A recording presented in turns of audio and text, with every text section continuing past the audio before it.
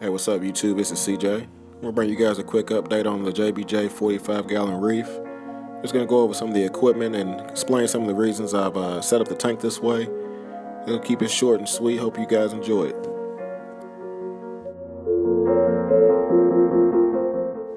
This is my first time owning an RO unit, and after using this, I can safely say I'll never have another Reef tank without one of these.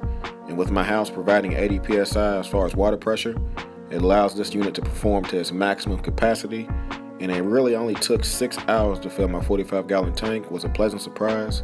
I'm really excited to be making my own water and making the hobby a little easier for myself. Now, I did purchase a refractor meter. Unfortunately, I got the wrong type. It only shows bricks. I didn't realize it until I looked through it. I was like, what the hell is this? So I couldn't figure out my salinity. Now, after doing some research online, I found out there was conversions you can do. And after a little trouble going to LFS, making sure everything was calibrated, ended up getting my salinity where it should be. For anyone who makes that mistake, just know that 4 on the bricks reading is close to where you want to be. And this table here kind of gives you an idea as well. So hopefully it helps anyone who makes the same mistake I did. And here goes the tank. Since my last video, it has cleared up.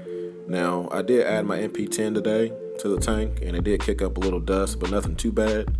Also added my skimmer. I'll show you that in the back and the media I'm using.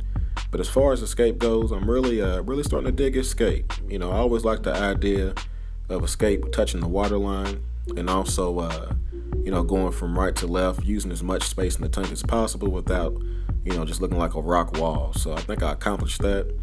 And I also was very conscious of making sure that the water could flow around and behind my rock work. Since I only have that one MP10, I want to make sure it's not just any dead spots. And for the most part, from what I can see, it looks like it's going around the rock work and all throughout the tank. Another thing I had to consider was hiding places for all the fish I'm having here. Now, coming from African cichlid background, I know the more the better as far as hiding places go. But after having a Reef tank before, I realized I don't want to create so many caves that I never see my fish. So with that being said, I only have one large cave on the left and a smaller one on the right underneath the tower or the pillar. And I think that should be sufficient for the stock list I'm looking for.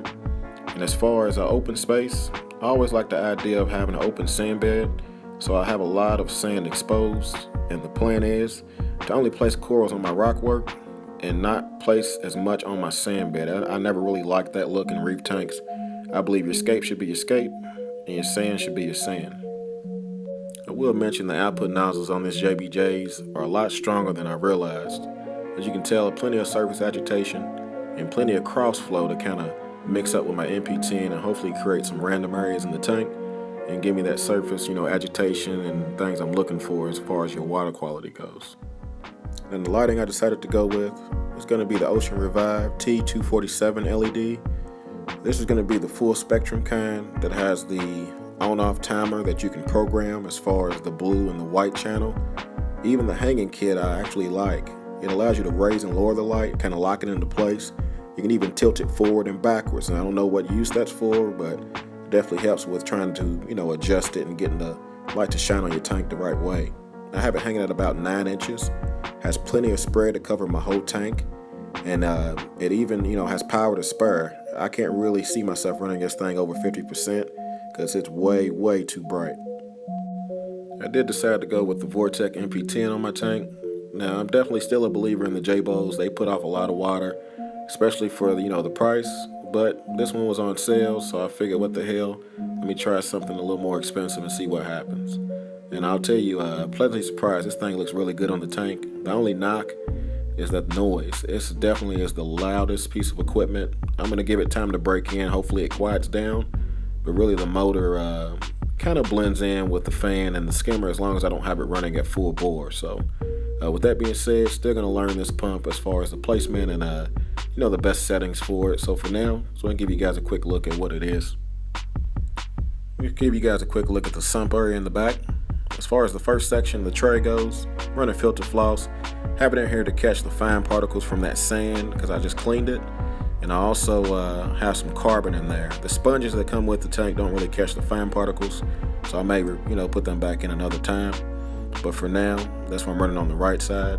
Now, as far as the left side goes, I also have more filter floss, but in my previous tanks, thanks to a fellow YouTuber you all know, Cyber Aquarius, introduced me to the pond matrix, so I'm definitely a firm believer, and I've seen success with it in my last reef and my African cichlid tank. So I stuffed all my trays full, and I'm looking forward to this cycling. Another reason I'm using it is because I kind of skate my tank in a minimalist style. I don't have it the usual, pound and a half or 2 pounds per gallon rule. I only have about 30 pounds of rock in here, so that pond matrix is going to make up for it. Got a normal skimmer as far as the Tunzi 9004 series. Now, I know you're supposed to have it in the level compartment, but I really need to filter my water mechanically right now until it gets all the particles out. So I have it in the middle area.